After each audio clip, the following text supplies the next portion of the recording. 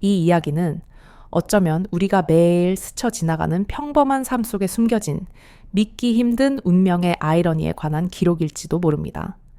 부산의 활기 넘치는 국제시장 깊숙한 골목, 새벽 5시만 되면 어김없이 작은 돼지 국밥집의 문이 열립니다. 가게 이름은 간판조차 흐릿한 할매국밥. 이곳의 주인은 60이 훌쩍 넘은 배은지 할머니입니다. 시장 사람들은 그녀를 친근하게 배 아줌마 혹은 국밥 할매라 부릅니다.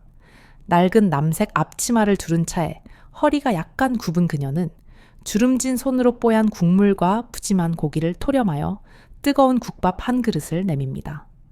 그 모습은 세월의 무게를 짊어진 여느 시장 상인과 다를 바 없었습니다.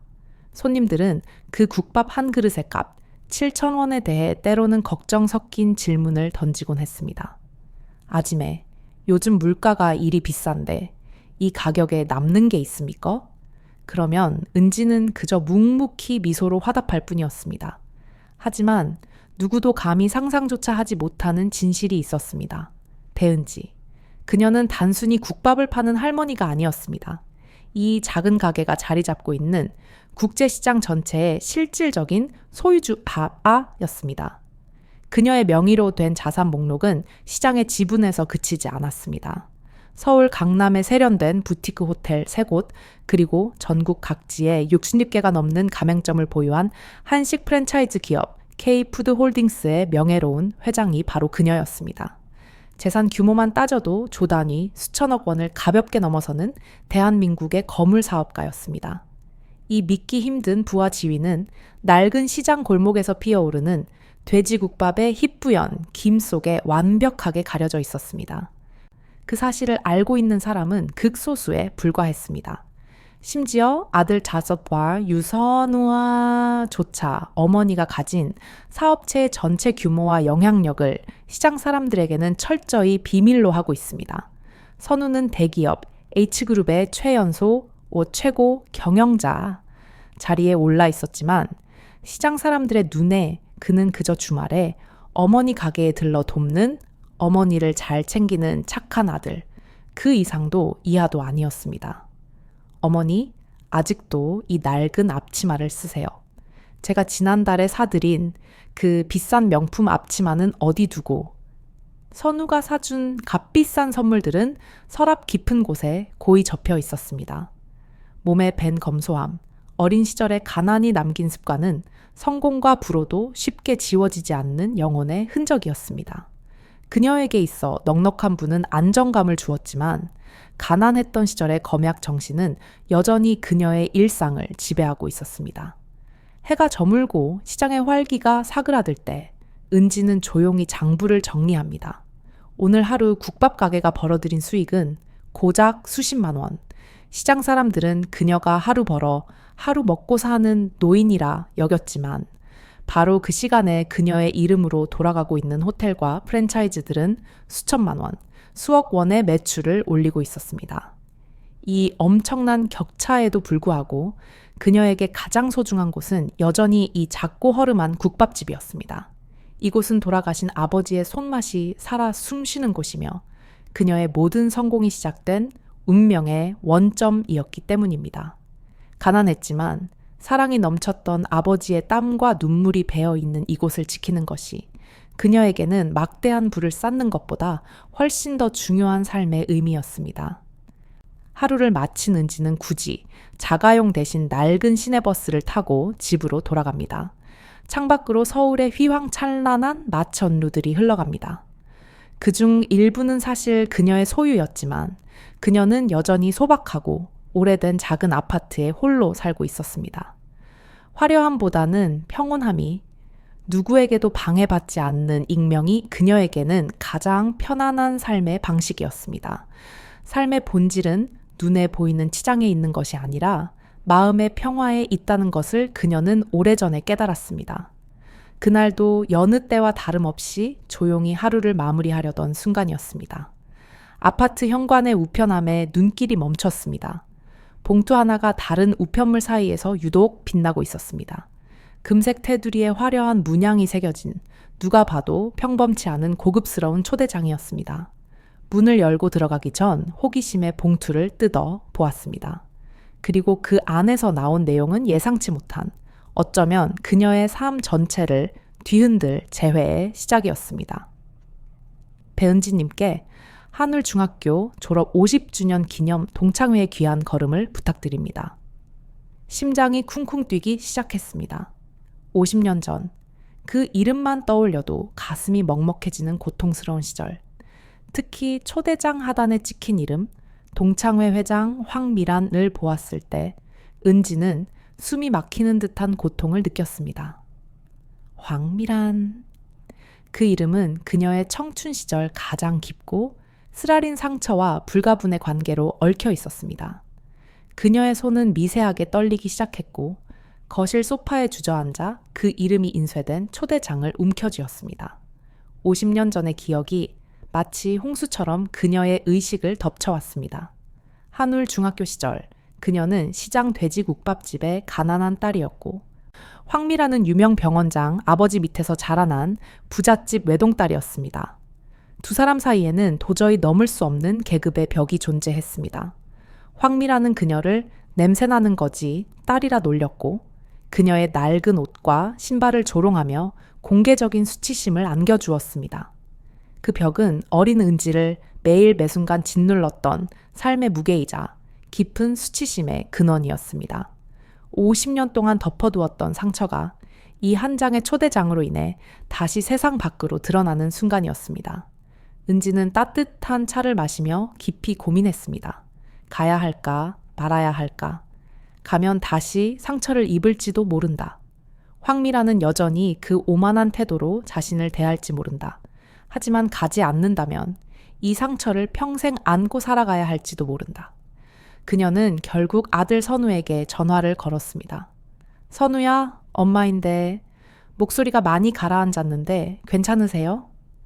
아들의 다정한 목소리를 듣자 눈물이 왈칵 쏟아졌습니다.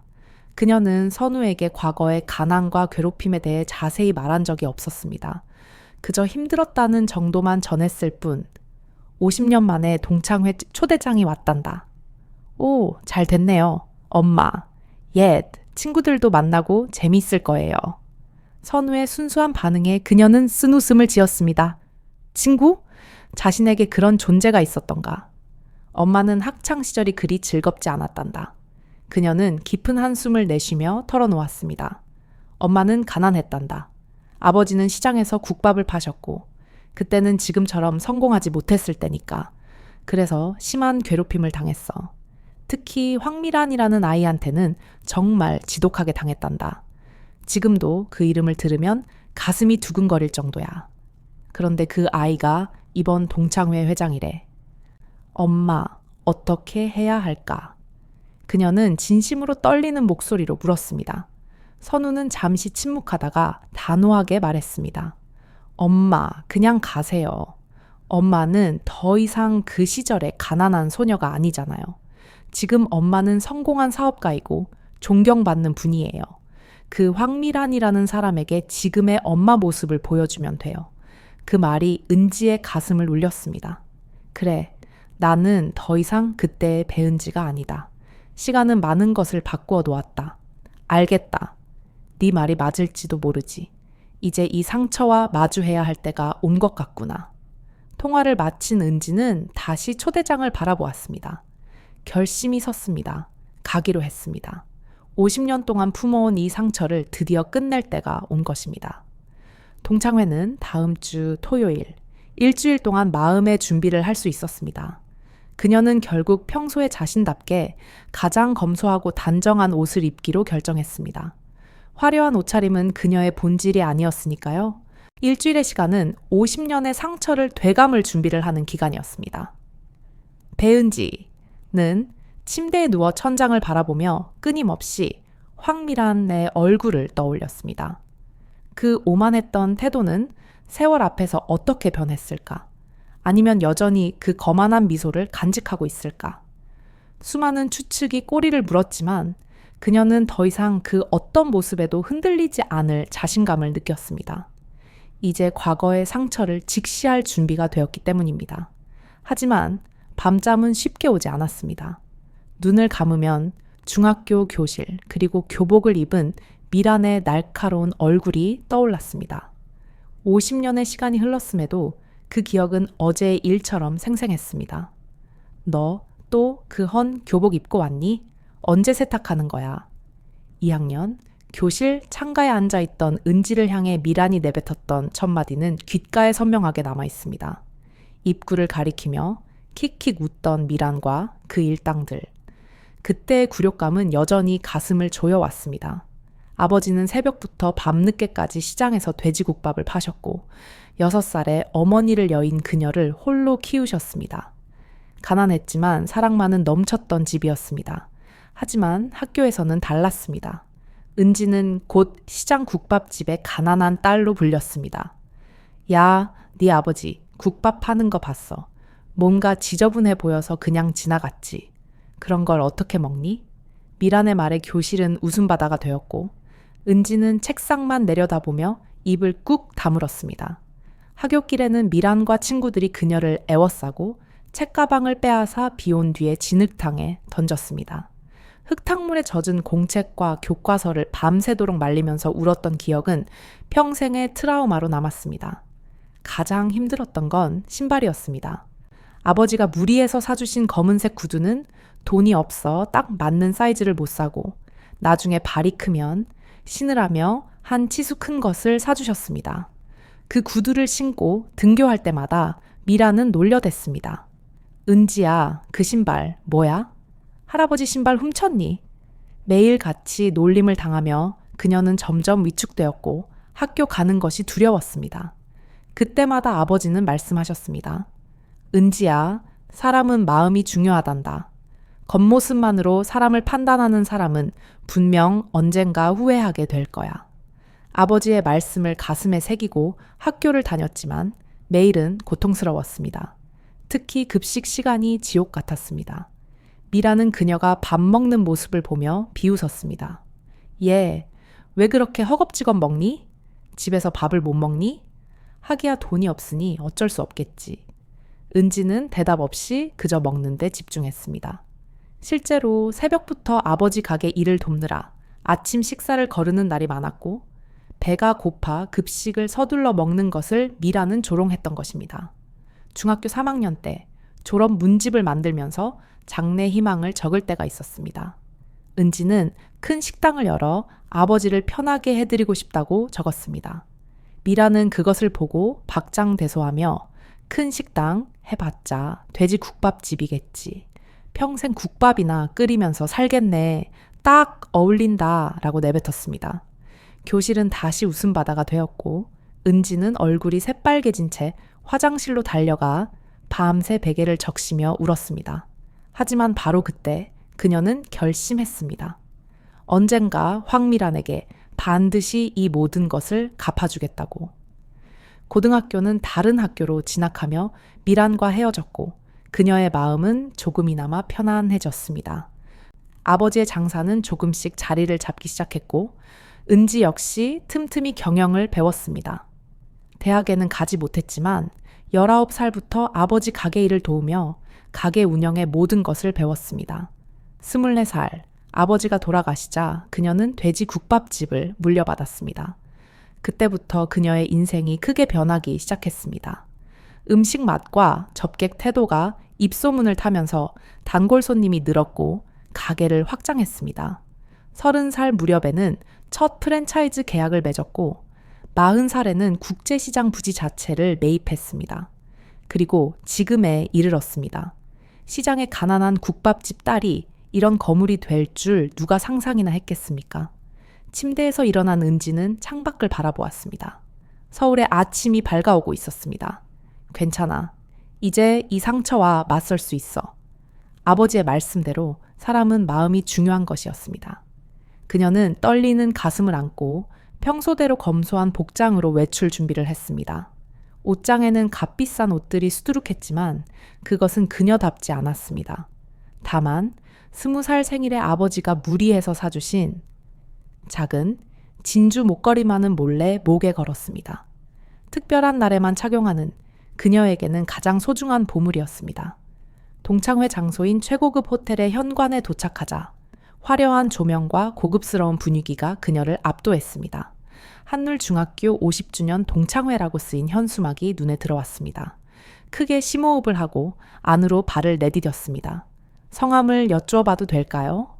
접수대의 젊은 여성에게 배은지라고 말하자 명부를 확인하던 그녀의 표정이 순간 놀라움으로 바뀌는 것을 은지는 알아차렸습니다. 그녀의 수수한 차림과 이 화려한 연회장의 분위기 사이의 격차 때문이었을 것입니다. 네, 확인되었습니다. 이쪽으로 오시죠. 홀로 들어서자 50년 전의 얼굴들이 보였습니다. 세월의 흔적은 역력했지만 그들의 윤곽은 남아 있었습니다. 그리고 그 중앙에 화려한 디자이너 드레스를 입은 황미란이 있었습니다. 주변에는 수많은 동창생들이 모여 있었고 미란은 여전히 아름다웠지만 어딘가 깔보는 듯한 거만한 분위기는 예전 그대로였습니다. 은지가 들어서자마자 그녀의 시선이 은지를 붙잡았습니다. 눈이 마주친 순간 미란의 표정에는 놀라움과 동시에 노골적인 경멸의 감정이 스쳐 지나가는 것을 은지는 느꼈습니다. 어머, 저거 은지 아니야? 미란의 친구였던 한 동창이 큰 소리로 말했습니다. 주변의 시선이 일제히 은지에게 집중되었습니다. 은지는 가볍게 미소 지으며 그들에게 걸어갔습니다. 오랜만이네, 다들. 정말 배은지가 올 줄은 몰랐네. 미란이 말했습니다. 그 목소리에는 여전히 오만한 울림이 남아 있었습니다. 은지는 침착한 목소리로 대답했습니다. 초대해줘서 고마워. 오랜만에 다들 얼굴 보고 싶어서 왔어. 아직도 시장에서 돼지 국밥 장사하고 있니? 내 아버지가 하셨던 그거 말이야. 미란이 묻자 주변 사람들도 호기심 어린 눈으로 귀를 기울였습니다. 은지는 고개를 끄덕이며 대답했습니다. 응, 계속하고 있어. 지금도 시장에서 국밥을 팔고 있지. 와, 대단하네. 50년 동안 똑같은 일을 계속하다니. 미란의 말에 주변에서 킥킥거리는 웃음소리가 새어나왔습니다. 그녀가 은지를 조롱하고 있다는 것이 분명했습니다. 하지만 은지는 동요하지 않았습니다. 아버지의 말이 뇌리를 스쳤습니다. 겉모습만으로 사람을 판단하는 사람은 언젠가 후회하게 될 거야. 테이블에 앉자 동창생들은 돌아가며 자신의 성공담을 늘어놓기 시작했습니다.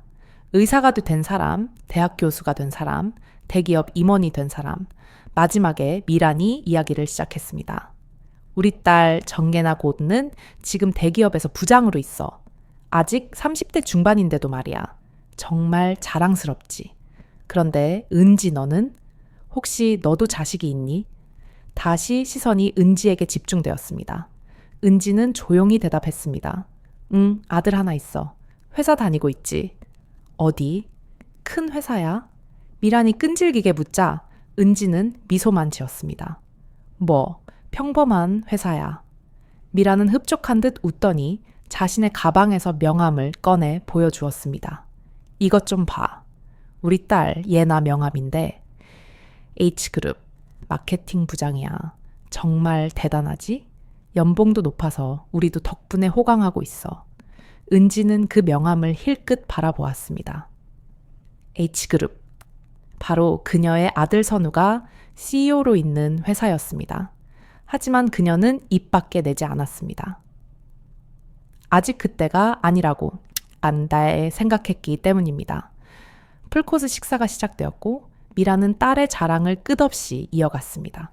명품 브랜드, 해외여행, 호화로운 아파트 이야기까지 중학교 교실에서 들었던 그 오만한 목소리가 여기에 그대로 겹쳐지는 듯 했습니다. 예, 은지야. 해외여행 같은 거 가봤니? 안 가봤으면 다음에 내가 같이 가줄 수도 있어. 내가 도와줄게. 주변에서 또다시 웃음소리가 터져 나왔습니다. 은지는 그저 미소만 지었습니다.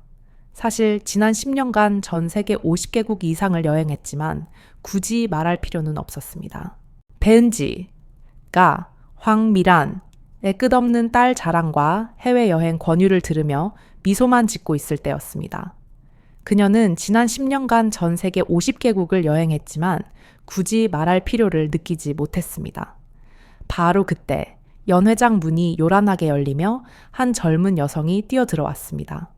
화려한 명품 옷차림을 한 그녀는 무언가 다급해 보였습니다. 미라는 그 여성을 발견하고는 화들짝 놀라 자리에서 일어났습니다. 아, 예나야, 이쪽이야. 은지는 그 여성이 바로 미란의 자랑거리인 딸 정혜나임을 즉시 알아차렸습니다. 자세히 보니 미란과 닮았지만 표정은 어딘가 초조하고 날카로웠습니다. 예나는 곧장 어머니에게 달려가 팔을 붙잡고 목소리를 낮춰 속삭였습니다. 엄마, 잠깐만 밖에 나가서 얘기 좀 해야 할 것 같아요. 하지만 미라는 지금 동창들과 이야기 중이라며 딸을 가볍게 뿌리쳤습니다. 얘들아, 우리 딸 예나 좀 봐. 내가 늘 자랑하는 바로 그 딸이야. H그룹 마케팅 부장. 미란의 강요에 못 이겨 예나는 마지못해 인사를 했지만 그 얼굴에는 초조함이 역력했습니다. 엄마, 정말 나중에 얘기하면 안 돼요. 지금 당장 나가야 해요. 예나의 간절한 몸짓에 미라는 마지못해 자리에서 일어났고 두 모녀는 홀을 가로질러 나갔습니다. 멀리서 들려오는 다투는 듯한 목소리, 예나의 떨리는 어깨와 미란의 잔뜩 경직된 표정으로 미루어 보아 좋은 이야기는 아닐 것이 분명했습니다.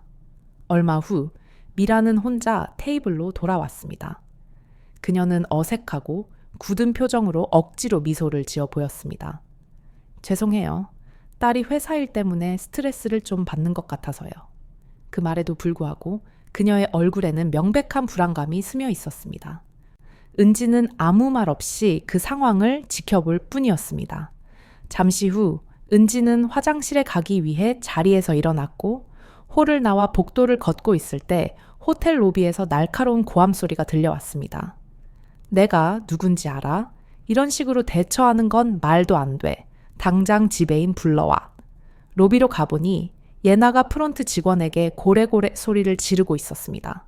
그녀의 얼굴은 분노로 일그러져 있었습니다. 직원은 죄송합니다만 스위트룸은 이미 모두 예약되어 있습니다. 라며 정중하게 설명했지만 예나는 들은 척도 하지 않았습니다.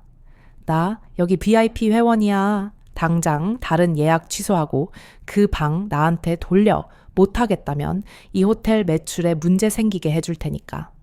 은지는 로비 구석에서 조용히 그 모습을 지켜보았습니다. 미란이 그토록 자랑하던 대기업 부장이 이렇게 오만하고 고압적인 태도를 취하다니. 하지만 이 거만한 분위기는 50년 전 황미란도의 모습과 놀랍도록 닮아 있었습니다. 사람은 쉽게 변하지 않는 것일까요? 직원이 지배인을 부르러 간 사이 예나는 주변을 둘러보다가 은지와 눈이 마주쳤습니다. 그녀의 표정은 순간적으로 당황과 곤혹스러움으로 바뀌었고 황급히 시선을 피했습니다. 그러더니 갑자기 태도를 바꾸어 지배인에게 죄송해요. 제가 좀 예민했어요. 그냥 일반 방이라도 괜찮습니다. 라며 애써 웃으며 물러났습니다.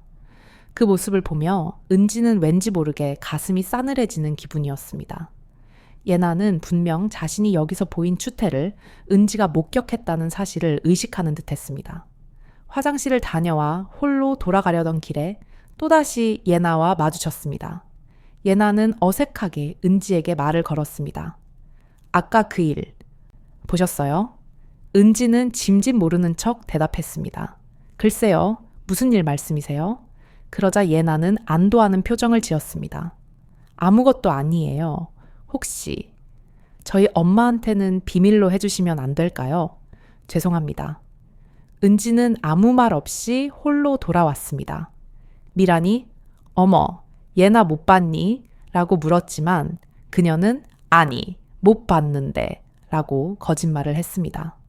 미란의 딸이 가진 본 모습을 폭로하는 것은 자신의 역할이 아니라고 생각했기 때문입니다. 언젠가 세상이 그녀에게 진실을 가르쳐 줄 것이라고 믿었습니다.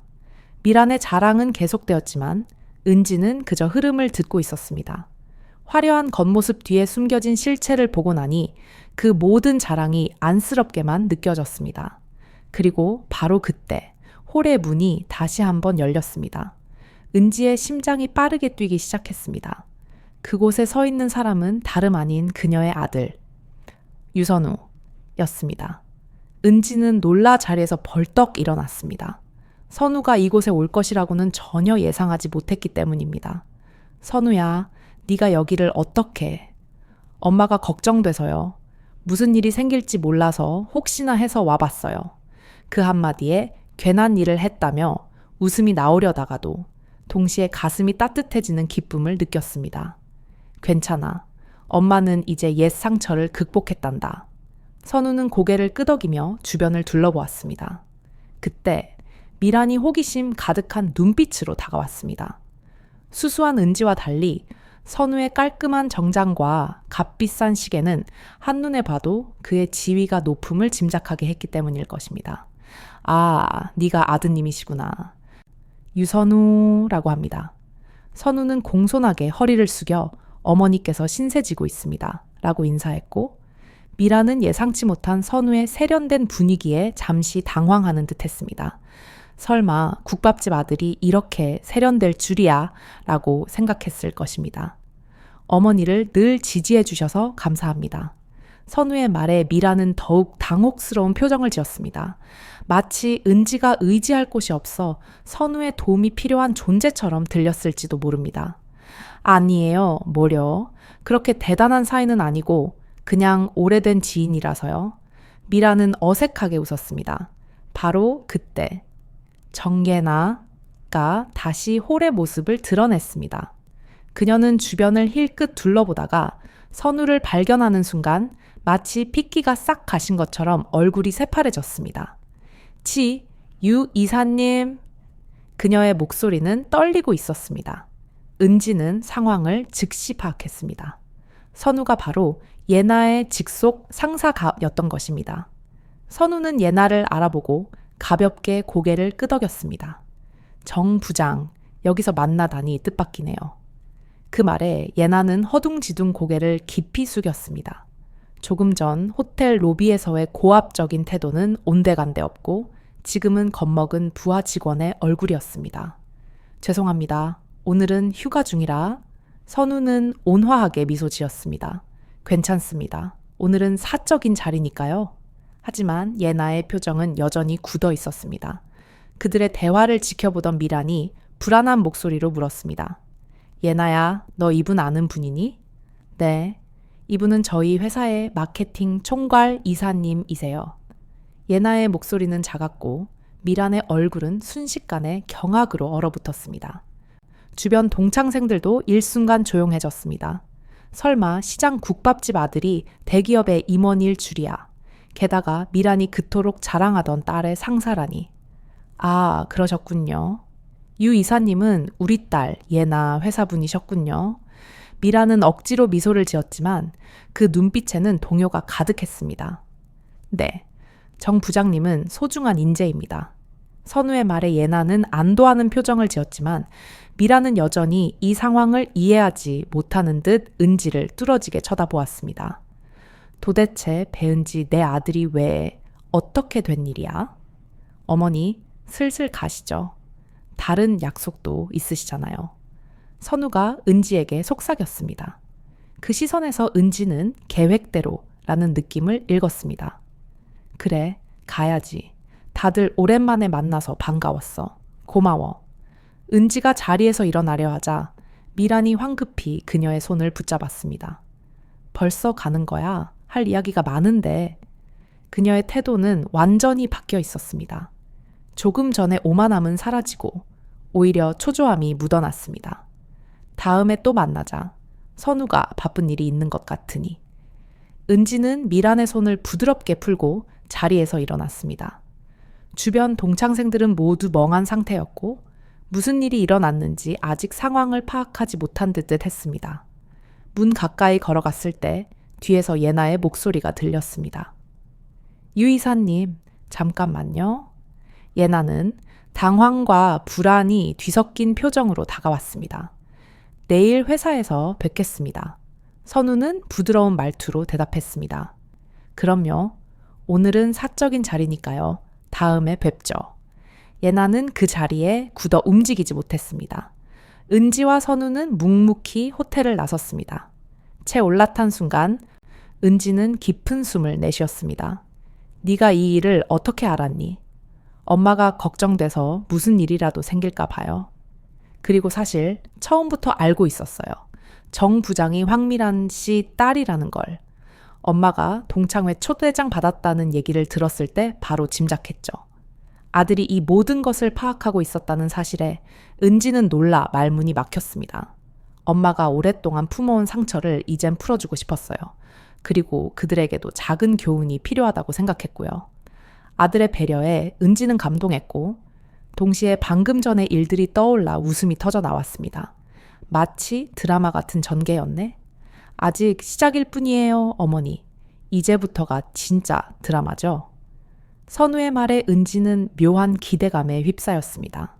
앞으로 또 어떤 전개가 기다리고 있을까요?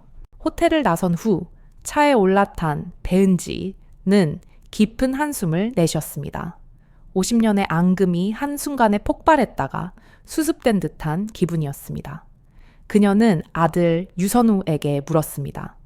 네가 이 모든 걸 계획한 거니? 선우는 운전대를 잡은 채 부드럽게 대답했습니다. 엄마의 상처를 치유하고 싶었고 그들에게도 작은 교훈이 필요하다고 생각했어요. 특히 황미란 씨에게는요. 선우는 어머니가 초대장을 받은 순간부터 정혜나 부장이 미란의 딸임을 짐작하고 있었습니다. 선우의 깊은 배려에 은지는 감동했고 동시에 방금 전 미란과 예나가 보인 당황스러운 표정을 떠올리며 웃음이 새어나왔습니다. 마치 드라마 같았어. 아직 시작일 뿐이에요, 어머니. 이제부터가 진짜 드라마죠. 선우의 말에 은지는 묘한 기대감에 휩싸였습니다.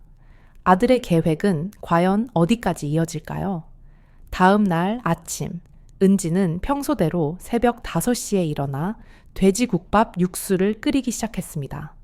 어제의 일은 마치 꿈결 같았지만 선우가 남긴 이제부터가 진짜 드라마라는 말은 머릿속을 떠나지 않았습니다. 과연 선우는 어떤 그림을 그리고 있는 것일까? 오전 11시 국밥집에 손님이 늘기 시작할 무렵 문이 열리고 낯선 손님이 들어섰습니다. 화려한 명품 옷차림의 황미란이었습니다. 그녀는 시장 골목의 좁은 통로를 걷는 것이 몹시도 어색해 보였고 주변의 시선을 한 몸에 받았습니다. 은지야. 미란은 조심스럽게 은지를 불렀습니다. 은지는 국밥 냄비를 젓던 손을 멈추고 주위를 둘러본 뒤 그녀를 안쪽 구석진 자리로 안내했습니다. 여기가 내 가게구나. 생각보다 깔끔하네. 그녀는 말을 고르고 있는 듯 했지만 아마도 생각보다 훨씬 허름할 줄 알았다고 말하고 싶었을 것입니다. 무슨 일로 찾아왔니? 은지는 냄비에 불을 줄이며 물었습니다. 미라는 테이블을 손가락으로 가볍게 두드리더니 어렵사리 입을 열었습니다. 어제는 네가 너무 급하게 가는 바람에 제대로 얘기도 못했잖아. 그래서 좀 더 이야기하고 싶어서 왔어. 은지는 미란의 앞에 앉아 흔들리는 그녀의 눈빛을 마주했습니다. 그래, 그래서 미란의 눈에는 불안과 함께 억누를 수 없는 호기심이 뒤섞여 있었습니다. 네, 아들, 정말 H그룹 이사님이니? 마케팅 총괄 이사라는 게 사실이야? 그래, 맞단다. 마케팅 총괄 이사를 맡고 있지. 미란의 얼굴에는 복잡한 감정이 스쳐 지나갔습니다. 놀라움, 부러움, 그리고 질투 같은 것. 어떻게 그럴 수가 있어? 너는 아직도 시장에서 국밥이나 팔고 있잖아. 사람의 가능성은 겉모습이나 직업의 종류만으로 판단할 수 없는 거란다. 선우는 정말 열심히 노력했어. 그게 전부야. 은지는 담담하게 대답했습니다. 미라는 고개를 끄덕였지만 여전히 믿기 힘들다는 표정이었습니다. 사실은 예나 때문에 걱정돼서 왔어. 어제 유 이사님 표정이 좀 무서웠거든. 혹시 우리 딸한테 불이익을 주는 건 아닌지 해서. 예나가 요즘 회사에서 이런저런 문제도 안고 있는 것 같고 결국 딸의 사내 트러블이 두려워 찾아온 것이었습니다. 은지는 차를 따르며 대답했습니다. 걱정하지 마렴. 선우는 겉모습이나 직업으로 사람을 판단할 그런 아이가 아니야. 실력 있는 사람에게는 그에 합당한 평가를 내릴 줄 아는 아이란다. 그렇다면 다행이야. 사실 예나가 요즘 회사에서 일이 잘 안 풀리고 돈 문제도 좀 엮여 있는 것 같아서 은지는 어제 호텔 직원에게 소리를 지르던 예나의 모습을 떠올렸습니다. 분명 회사에서도 비슷한 태도를 취했을 것입니다. 예나 씨는 분명 좋은 사람일 거야. 다만 조금 더 카직, 겸손함을 배운다면 훨씬 더 성장할 수 있을 거다. 은지의 말에 미라는 침묵했습니다. 그녀의 눈가에는 눈물이 고였습니다. 사실은 내가 잘못했을 수도 있어. 딸에게 항상 최고가 되어야 한다고, 남들보다 위에 서야 한다고 가르치며 키웠으니까. 50년 전 은지를 괴롭혔던 오만한 소녀가 이제 자신의 잘못을 인정하고 있는 듯 했습니다. 인생이란 알 수 없는 것입니다. 아직 늦지 않았어. 사람은 언제든 변할 수 있으니까. 은지야, 솔직히 묻고 싶은데 너 정말 시장에서 국밥집만 하고 있는 거니? 아들이 대기업 임원인데도 말이야. 은지는 가게 안을 빙 둘러보며 쓴웃음을 지었습니다. 가치관은 사람마다 다른 거겠지. 나는 이 일이 좋아. 아버지가 평생을 바쳐 지켜주신 이 작은 가게가 내게는 그 무엇보다 소중하단다. 미라는 깊은 생각에 잠긴 듯 했지만 더 이상 캐묻지 않았습니다. 일어서서 돌아가기 전 그녀는 조용히 말했습니다. 어제 1, 그리고 옛날 1. 정말 미안해. 갑작스러운 사과의 은지는 고개를 끄덕였습니다. 마음속 깊은 곳까지 완전히 용서된 것은 아니었습니다. 50년의 상처는 하루아침에 아물지 않으니까요. 하지만 조금은 마음이 가벼워진 듯 했습니다. 괜찮아. 다 옛날 일이니까. 고마워, 은지야. 다음에 딸 예나와 셋이서 식사라도 하자. 네 아들도 초대해서 이런저런 이야기를 하고 싶어. 그렇게 말하는 미란의 모습이 왠지 모르게 애처롭게 보였습니다. 50년 전 자신을 괴롭히던 그 아이가 이제는 자신의 비위를 맞추려는 듯 조심스럽게 말을 고르고 있었습니다. 참으로 아이러니한 인생입니다. 미란이 떠난 후 은지는 다시 국밥 냄비 쪽으로 향했습니다. 하지만 마음은 어딘가 모르게 복잡했습니다. 선우의 계획은 과연 무엇일까? 어떻게 이 상황을 마무리 지으려고 하는 것일까 궁금했습니다. 미란이 다녀간 지 이틀 후 선우에게서 전화가 걸려왔습니다. 엄마, 오늘 저녁 시간 괜찮으세요? 특별한 손님이 있어서 같이 저녁 식사를 했으면 해요. 특별한 손님이라 황미란과 예나겠지. 아마 그런 자리일 거야. 그리고 깜짝 놀랄 만한 분이 한 분 더 계세요. 저녁 6시에 모시러 갈게요. 궁금했지만 은지는 일단 알겠다고 대답했습니다. 오후 3시, 은지는 서둘러 가게 문을 닫고 귀가했습니다. 평소에는 잘 입지 않던 고급스러운 원피스를 골랐습니다. 화려하지는 않지만 품격이 느껴지는 옷이었습니다. 50년 만에 진정한 승부가 될 것 같은 예감이 들었기 때문입니다. 약속 시간인 6시, 선우가 운전하는 세련된 세단이 아파트 앞에 멈춰 섰습니다. 채 올라타자 선우는 미소 지었습니다. 엄마, 정말 아름다우세요. 그녀가 이렇게 갖춰 입은 것은 처음일 것입니다. 그녀 역시 쑥스럽게 웃었습니다. 선우는 서울에서도 유명한 최고급 호텔로 향했습니다. 예약된 레스토랑으로 안내되자 그곳에는 이미 미란과 예나가 앉아 있었습니다. 두 사람 모두 긴장한 기색이 역력했고 특히 예나는 얼굴빛이 좋지 않았습니다. 임원인 선우와의 식사 자리에 엄청난 부담감을 느끼는 듯 했습니다. 안녕하세요. 오늘 초대해 주셔서 고맙습니다. 은지가 먼저 말을 건네자 미란과 예나는 동시에 자리에서 일어나 깊이 허리를 숙였습니다. 불안과 당혹감으로 가득 찬 예나의 얼굴. 앉으세요. 두 분 다. 선우가 부드럽게 권했습니다. 자리에 앉자 어색한 침묵이 흘렀습니다. 미란이 조심스럽게 입을 열었습니다. 배 회장님, 오늘 이렇게 뵙게 되어 영광입니다. 그녀가 갑자기 자신을 배 회장님이라고 부르자 은지는 웃음이 나오려 했습니다. 며칠 전까지만 해도 자신을 시장 할매라고 불렀던 사람이었습니다. 은지라고 부르렴.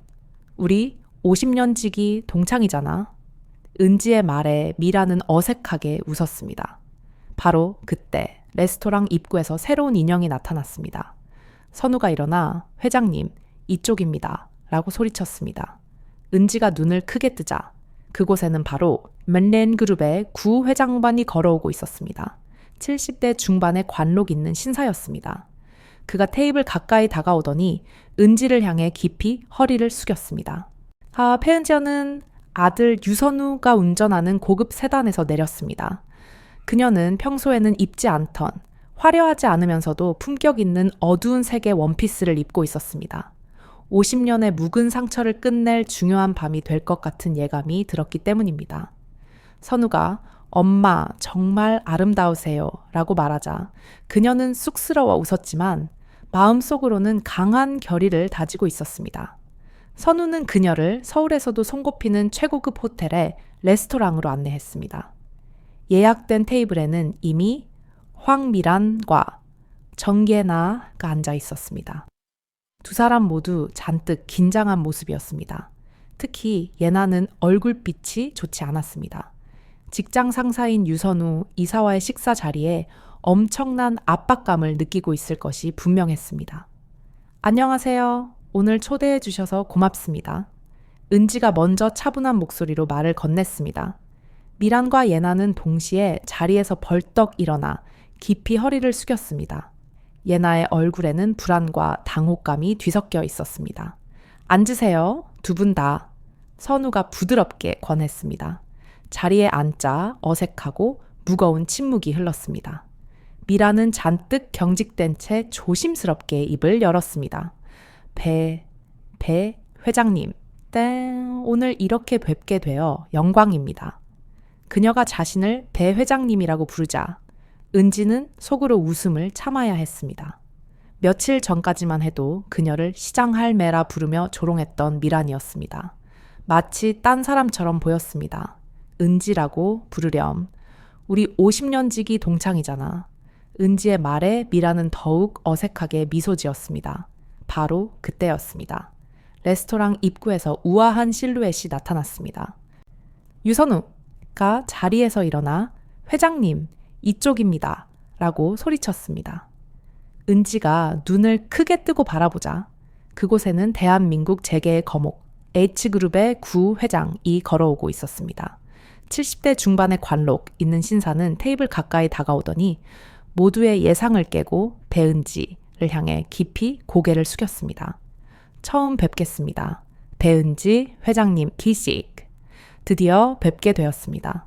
미란과 예나의 얼굴은 공포와 충격으로 파랗게 질렸습니다. 대한민국 굴지의 대기업 회장이 일개시장 국밥집 할머니에게 존경을 담아 인사하고 있는 이 믿을 수 없는 현실. 그 사실 자체가 엄청난 충격이었습니다. 구 회장은 테이블에 자리를 잡으며 말을 이었습니다. 사실 저는 배 회장님을 늘 뵙고 싶었습니다. 저희 H그룹이 외식 사업을 확장하는 데 있어 배 회장님의 경영 감각은 업계에서도 이미 정평이 나 있으니까요. 미란과 예나는 아연실색한 채 멍하니 은지를 바라보았습니다. 미란은 더 이상 이 상황을 이해할 수 없다는 듯 용기를 내 질문했습니다. 저기 도대체 무슨 말씀이신지? 구 회장은 고개를 끄덕이며 설명했습니다. 배 회장님은 ZK푸드 홀딩스의 대표이십니다. 저희 H그룹의 중요한 파트너 기업이지요. 외식 분야에서 많은 지원을 받고 있습니다. 미란과 예나는 숨조차 쉬지 못했습니다. K푸드 홀딩스는 전국적인 한식 프랜차이즈와 식품 제조를 선도하는 거대 기업이었습니다. 그 회장이 바로 자신이 평생을 업신여겼던 시장 국밥 할매라니 은지는 더 이상 숨기지 않았습니다. 그녀는 담담하게 진실을 밝혔습니다. 맞아요. 사실 국제시장의 돼지 국밥집은 제게 원점 같은 곳이에요. 하지만 그와는 별개로 저는 전국에 60개의 가맹점을 둔 외식 프랜차이즈와 식품 제조업 그리고 몇 개의 호텔을 운영하고 있어요. K푸드 홀딩스가 바로 제 회사랍니다. 설마.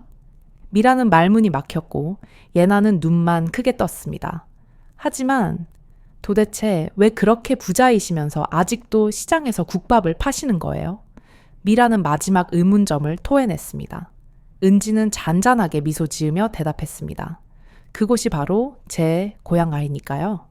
아버지가 땀 흘리며 저를 키워주신 곳, 그 가게를 지키는 것이 제 삶의 의미 중 하나예요. 식사가 시작되고 구 회장은 은지에게 연이어 사업 이야기를 물었습니다. 선우는 회사 내부 사안들을 설명했고 미란과 예나는 점차 존재감이 희미해져 갔습니다. 디저트가 나올 무렵 미란은 마침내 결심한 듯 입을 열었습니다. 그녀의 목소리는 떨렸고 눈가는 이미 붉어져 있었습니다. 은지야, 정말 미안해. 내가 너를 오해했어. 학창시절에 했던 모든 일들을 사과하고 싶어. 미라는 말을 잊지 못하고 눈물을 흘렸습니다. 지금 와서 늦었을지 모르겠지만 네가 이렇게 대단한 사람인 줄 알았다면 그때 그렇게는... 그 말을 듣는 순간 은지의 마음은 싸늘해졌습니다. 미라는 여전히 담대단한 사람인 줄 알았다면 이라는 전제에 사과하고 있었습니다. 그녀의 사고방식은 아직도 성공을 기준으로 사람을 판단하고 있었습니다. 은지는 수저를 내려놓고 미란을 똑바로 바라보았습니다. 미란아, 내가 성공한 사람이라서 존경받는 게 아니야. 사람은 그저 안 돼. 사람이라는 이유만으로 존중받아야 해. 설령 내가 정말 가난한 국밥집 할매로 남아 있었다고 해도 인간으로서 동등하게 대우받았어야 했어. 은지의 말이 미란의 가슴을 깊숙이 찔렀습니다. 미란은 부끄러움에 얼굴을 감쌌습니다. 맞아. 정말 내 말이 맞아. 미안해. 예나 역시 흐느끼며 말했습니다. 저도 죄송합니다, 회장님. 어머니에게 들은 이미지 때문에 회장님을 낮춰봤습니다. 선우는 그런 예에게 부드럽게 미소 지었습니다. 정 부장님은 유능한 분이에요. 다만 조금 더 겸손함을 배운다면 분명 크게 성장할 수 있을 겁니다. 구 회장도 조용히 이 모든 과정을 지켜보며 말을 덧붙였습니다. 배 회장님처럼 자신의 원점을 잊지 않고 겸손하게 노력하는 사람만이 진정한 성공을 거머쥐는 법이지요. 은지는 진심으로 고개를 끄덕였습니다. 그리고 미란을 향해 다시 한번 말을 건넸습니다. 누구나 실수를 해. 중요한 건 그것을 인정하고 더 나은 사람이 되려고 노력하는 거야. 지금부터라도 늦지 않았어. 너도, 예나 씨도 조금씩 변해가면 돼. 미란의 눈에서 굵은 눈물이 흘러내렸습니다. 50년 만에 비로소 그녀의 진짜 모습을 본 것 같았습니다. 내면에 감춰왔던 불안과 후회. 은지야, 정말 고마워. 네가 나를 용서하지 않아도 돼. 하지만 예나만은 회사에서 문제없이 잘 지낼 수 있도록. 미란의 간절한 부탁에 은지는 고개를 끄덕였습니다. 걱정 마렴. 선우는 공사를 혼동하지 않을 거야. 그리고 예나 씨의 능력도 충분히 인정할 거란다. 저녁 식사가 끝날 무렵 미란은 은지의 손을 굳게 잡았습니다. 다음에 또 만날 수 있을까? 물론이지. 진짜 친구가 될 수 있을지도 모르잖아. 그날 밤 집으로 돌아가는 차 안에서 은지는 선우에게 물었습니다. 너 이 모든 걸 다 계획하고 있었구나. 엄마의 상처를 치유해 드리고 싶었고 그들에게도 작은 교훈이 필요하다고 생각했어요. 아들의 깊은 배려에 은지는 감동했습니다. 그리고 50년 동안 안고 살았던 상처가 조금씩 아물고 있음을 느꼈습니다. 진정한 승리는 복수가 아닌 용서와 화해 속에 있다는 것을 깨달은 밤이었습니다. 구 회장이 오빠 배은지에게 깊이 허리를 숙인 후 레스토랑 개인 다이닝룸에는 숨 막히는 침묵이 내려앉았습니다. 황미란과 정혜나는 완전히 넋이 나간 상태였습니다. 미라는 입을 떼려고 했지만 목소리가 나오지 않았고 예나는 얼굴을 두 손으로 감싼 채 고개를 들지 못했습니다. 상황이 정리된 후 식사가 이어졌지만 미란과 예나는 더 이상 음식을 입에 대지 못했습니다. 구 회장은 은지 회장님에게 사업에 관한 여러 이야기를 물었고 유선음은 회사 내의 상황을 보고했습니다. 그들의 대화 속에서 미란과 예나의 존재는 점차 희미해져 갔습니다. 그들이 지금껏 추구했던 계급과 부의 가치가 완전히 뒤집히는 순간이었습니다. 디저트가 나올 무렵 미란은 마침내 모든 것을 포기한 듯 입을 열었습니다. 그녀는 눈물을 흘리며 사과했습니다. 은지야, 정말 미안해. 내가 너를 오해했어. 학창시절에 했던 모든 일들을 진심으로 사과할게. 네가 이렇게 대단한 사람인 줄 알았다면 그때 그렇게는 하지 않았을 텐데. 그 말에 은지는 잠시 침묵했습니다. 미라는 여전히 네가 대단한 사람이라는 전제의 용서를 구하고 있었기 때문입니다. 그녀의 오랜 습관, 사람을 지위로 판단하는 그 뿌리 깊은 오만함은 쉽게 사라지지 않는 듯 했습니다. 은지는 미란의 눈을 똑바로 바라보며 단호하지만 온화하게 말했습니다. 미란아, 내가 성공한 사람이라서 존경받는 게 아니야. 사람은 그저 검사람이라는 이유만으로 존중받아야 오이해. 내가 정말 가난한 국밥집 할매로 남아있었다고 해도 너와 나는 인간으로서 동등하게 대우받았어야 했어. 너는 불을 기준으로 나를 판단했고 나는 그 상처를 50년 동안 품고 살았어. 하지만 이제 나는 너를 용서하려고 해. 나 스스로를 위해서 말이야. 그제야 미라는 자신의 죄의 본질을 깨달은 듯 했습니다. 그녀는 부끄러움과 후회로 얼굴을 감쌌고 진심으로 울기 시작했습니다. 맞아. 정말 내 말이 맞아. 미안해. 그리고 예나 역시 고개를 숙였습니다. 저도 죄송합니다. 회장님. 어머니께 들은 편견 때문에 회장님을 낮춰봤습니다. 은지는 온화하게 웃으며 말했습니다. 누구나 실수를 해. 중요한 건 그것을 인정하고 더 나은 사람이 되려고 노력하는 거야. 지금부터라도 늦지 않았어. 너도, 예나 씨도 조금씩 변해가면 돼. 그날 밤 집으로 돌아가는 차 안에서 은지는 선우에게 물었습니다. 너 이 모든 걸 다 계획하고 있었구나? 선우는 어머니의 손을 잡으며 대답했습니다. 엄마의 상처를 치유해 드리고 싶었고 그들에게도 작은 교훈이 필요하다고 생각했어요. 은지는 아들의 깊은 배려에 감동했고 50년 동안 가슴에 맺혔던 상처가 비로소 아물고 있음을 느꼈습니다. 진정한 승리는 복수가 아닌 용서와 화해 속에 있다는 것을 깨달은 밤이었습니다. 2달이 흘렀습니다. 은지는 여전히 매일 새벽 일찍 일어나 돼지국밥을 끓였습니다. 달라진 것이 있다면 가끔씩 황미란이 시장 국밥집을 찾아와 커피를 마시며 은지와 이야기를 나누게 되었다는 점입니다. 미라는 여전히 은지의 선택을 완전히 이해하지 못하는 듯했습니다. 은지야, 정말 대단하다.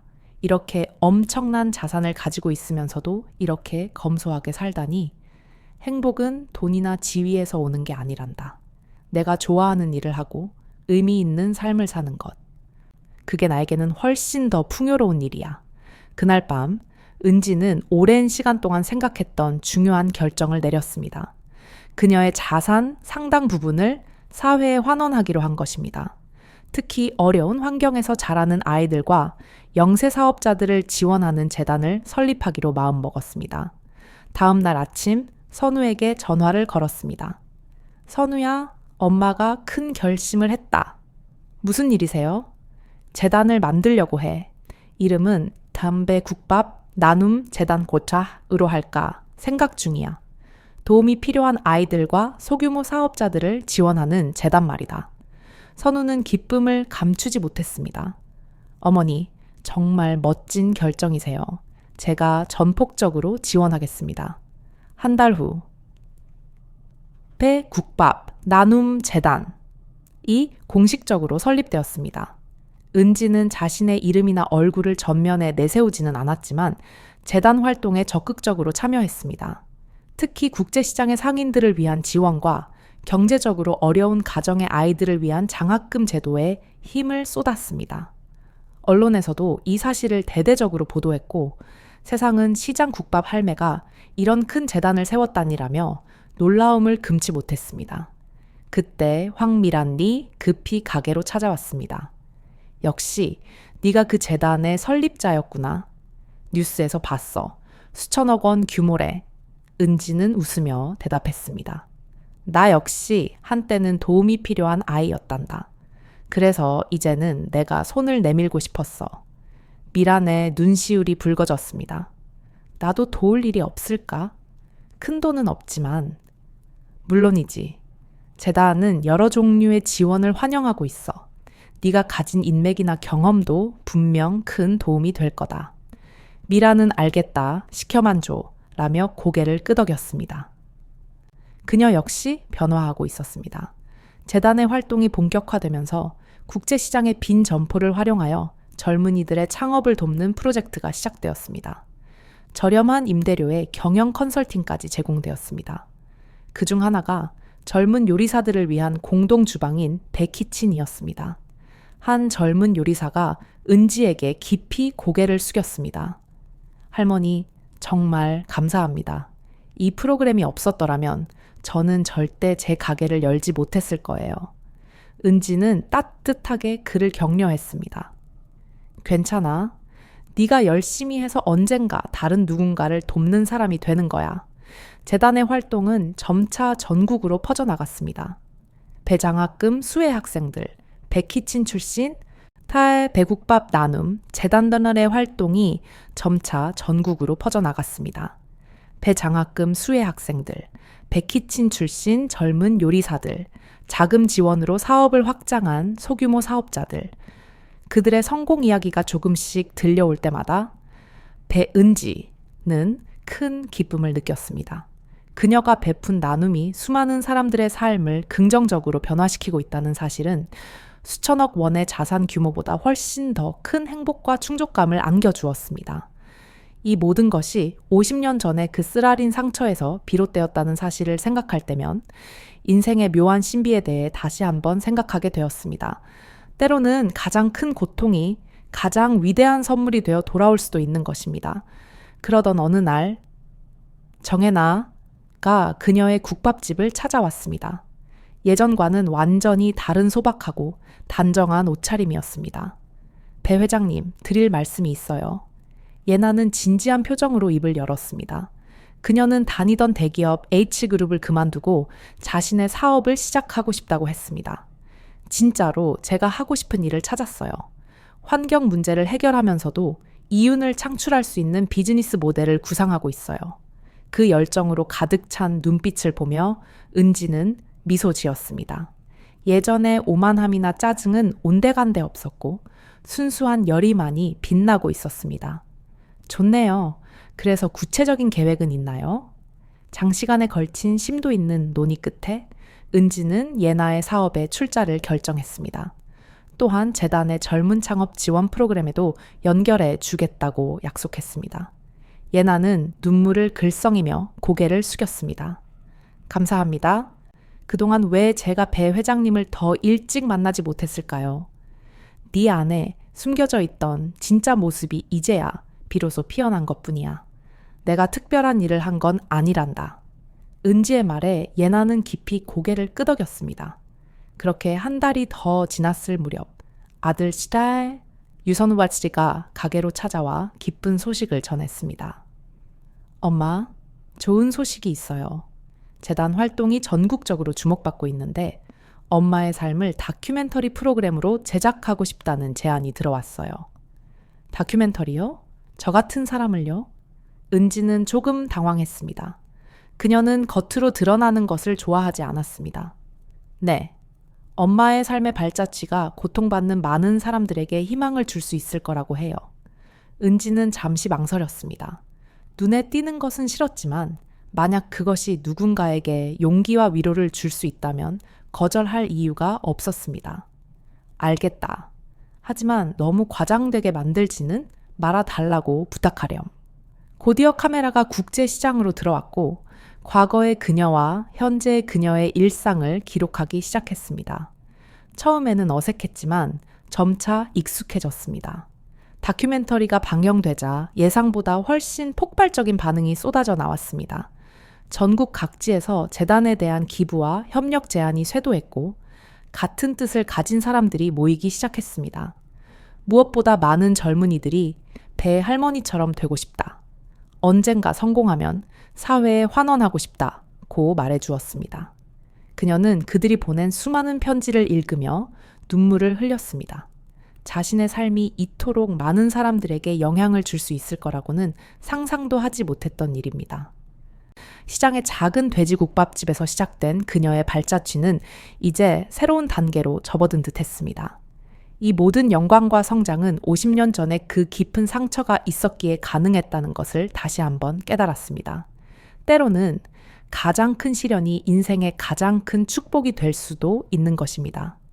재단 설립 1주년이 되는 날, 은지는 특별한 행사를 기획했습니다. 배 식탁 트리이라는 이름으로 재단의 지원을 받았던 모든 사람들을 초대하여 함께 식사를 나누는 자리였습니다. 연회장 전체를 하나의 큰 식탁처럼 꾸미고 백키친 출신 젊은 요리사들이 직접 요리를 준비하는 축제였습니다. 은지야, 정말 대단하다. 네가 이런 행사를 해내다니. 황미란은 감탄하며 말했습니다.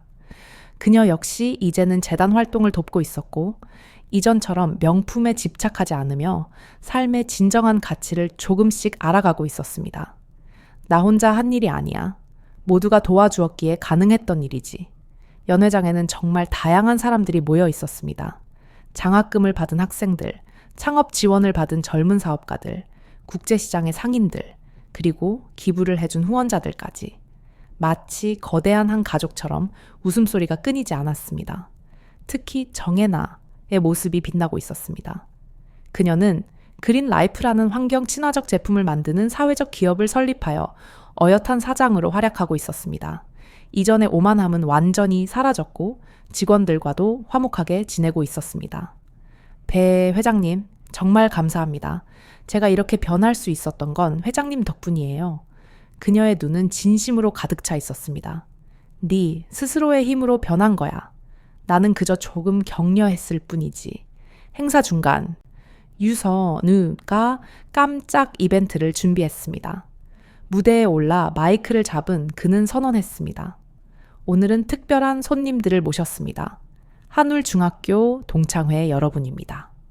놀랍게도 옛 동창생들이 일제히 등장했습니다. 미란이 준비한 깜짝 이벤트인 듯 했습니다. 그들은 은지에게 감사와 존경을 표했습니다. 배 회장님이 이렇게 훌륭한 활동을 하시는 줄 모르고 저희가 신뢰되는 행동을 너무 많이 했습니다. 죄송합니다.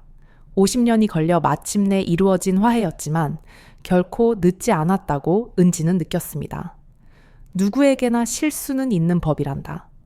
중요한 건 그것을 인정하고 더 나은 사람이 되는 노력이야. 나도 모두를 용서하고 나 자신도 용서하고 싶어. 은지의 말이 끝나자 모두가 뜨거운 박수를 보냈습니다. 미라는 울면서 은지에게 다가왔습니다. 은지야, 정말 고마워. 네가 용서해준 덕분에 나도 변할 수 있었던 것 같아. 이제야 비로소 진정한 행복이 뭔지 알았어. 두 사람은 따뜻하게 포옹했습니다. 50년이라는 긴 시간을 지나 마침내 도착한 진정한 화해와 치유. 그것은 너무나 감동적인 순간이었습니다. 황미란, 과의 뜨거운 포옹 후 배은지는 50년의 긴 세월을 넘어 마침내 진정한 화해와 치유에 도달했음을 느꼈습니다. 그것은 단순한 동창회 이벤트가 아닌 그녀의 인생 전체를 마무리 짓는 숭고한 의식과 같았습니다.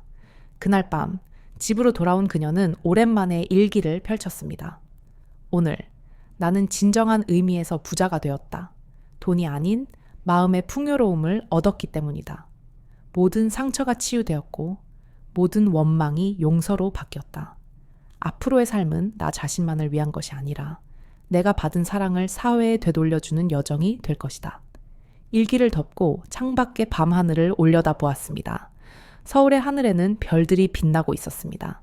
그 별들처럼 그녀 역시 자신의 자리에서 작은 빛을 발하며 살아가기로 다짐했습니다. 시장의 돼지 국밥집 할머니로서, 재단의 설립자로서, 그리고 무엇보다 따뜻한 마음을 가진 한 인간으로서 말입니다. 다음 날도 그녀는 어김없이 일찍 일어나 국밥을 끓일 준비를 했습니다. 그 소박한 일상이야말로 그녀에게는 진정한 행복이었습니다. 이제 그녀는 그 행복을 훨씬 더 많은 사람들과 나눌 수 있게 되었습니다. 그것이야말로 그녀가 그토록 오랫동안 그려왔던 진정한 성공의 형태였습니다. 그 후로 2달이 더 흘렀습니다. 은지는 여전히 매일 새벽 일찍 일어나 돼지국밥을 끓였고 황미라는 이제 종종 가게를 찾아와 커피를 마시며 은지와 세상 돌아가는 이야기를 나누는 사이가 되었습니다. 은지야, 난 네가 정말 존경스러워. 이렇게 엄청난 자산을 가지고 있으면서도 이렇게 검소하게 살다니.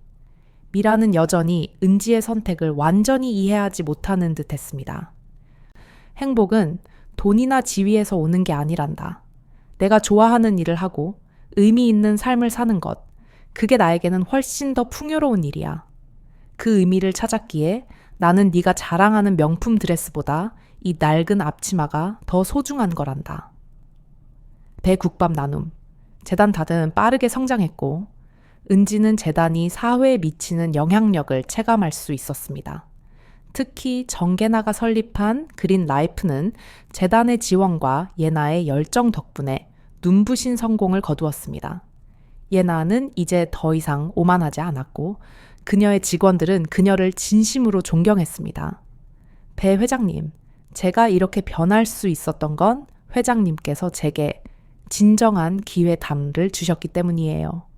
예전에 저는 가진 것이 아무리 많아도 결코 행복할 수 없는 사람이었음을 깨달았어요. 예나의 고백에 은지는 따뜻한 미소를 보냈습니다. 이 모든 변화와 성공은 어쩌면 50년 전 황미란이 그녀에게 주었던 그 상처가 없었다면 불가능했을지도 모릅니다. 은지는 삶의 모든 경험에 감사했습니다. 가장 어둡고 고통스러웠던 과거가 아이러니하게도 가장 밝고 의미 있는 미래를 가져왔기 때문입니다. 세상의 모든 일에는 의미가 있는지도 모릅니다. 만약 50년 전에 그 상처가 없었다면 오늘의 배은지, 회장도 그리고 수많은 사람들을 돕는 배국밥 나눔 재단도 존재하지 않았을 것입니다. 재단 활동이 안정기에 접어들자 유선음은 어머니에게 회사 경영의 대부분을 맡기고 싶지 않느냐고 조심스럽게 물었습니다. 엄마, 이제 국밥집은 좀 쉬시고 K푸드 홀딩스 회장으로서 재단 운영에만 전념하시는 게 어떠세요? 은지는 선우의 손을 잡으며 대답했습니다. 선우야, 고맙지만 이 국밥집은 내 삶의 엔진 같은 곳이란다. 여기서 사람들을 만나고 국밥을 끓이는 소박한 일상이 나를 계속 움직이게 하는 힘이야. 재단 운영은 네가 도와주렴. 나는 내가 가장 잘하고 가장 행복한 이 자리, 바로 국제시장을 지킬 거란다. 그녀는 삶의 방식이야말로 그녀가 세상에 전하고 싶은 가장 강력한 메시지임을 알았습니다. 거대한 부와 성공 속에서도 소박함과 겸손함을 잃지 않는 것.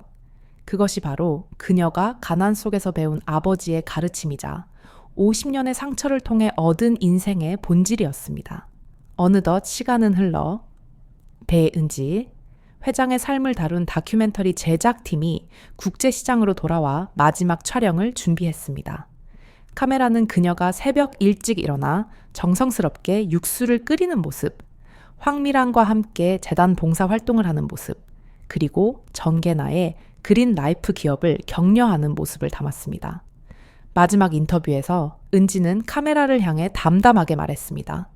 인생은 때로 전혀 예상치 못한 방향으로 흘러갑니다. 하지만 결국 우리가 무엇을 선택하고 어떤 마음을 품는가에 따라 길은 바뀌는 것이겠지요. 저는 지금 용서와 감사, 그리고 나눔의 마음을 가지고 앞으로의 여정을 계속할 것입니다. 어두웠던 과거가 이렇게 밝은 미래를 데려다 주었다는 사실에 그저 감사할 따름입니다. 다큐멘터리는 큰 울림을 주었고 은지는 전국적으로 가장 존경받는 기업인으로 불리게 되었지만 그녀의 일상에는 변함이 없었습니다. 그녀는 여전히 매일 아침 돼지국밥을 끓이는 할머니였고 유선우 스채널에는 주말마다 그녀를 돕기 위해 시장을 찾았습니다. 그리고 딸 황미란은 이제 더 이상 은지를 시장 국밥 할매가 아닌 삶의 진정한 스승간으로 존경하고 따랐습니다. 은지는 마지막으로 삶의 의미를 되새겼습니다. 진정한 성공이란 물질적인 성취가 아닌 상처를 극복하고 타인과 나누는 마음의 풍요로운 밭에 있음을. 그리고 그녀는 알고 있었습니다. 모든 이야기는 끝났지만 그녀의 나눔의 여정은 이제 막 시작되었다는 것을.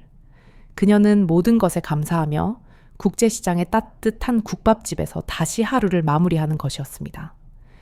배은짐의 이야기는 끝났지만 그녀의 정신은 배국밥, 나눔재단을 통해 수많은 사람들의 삶 속에 계속 이어지고 있습니다.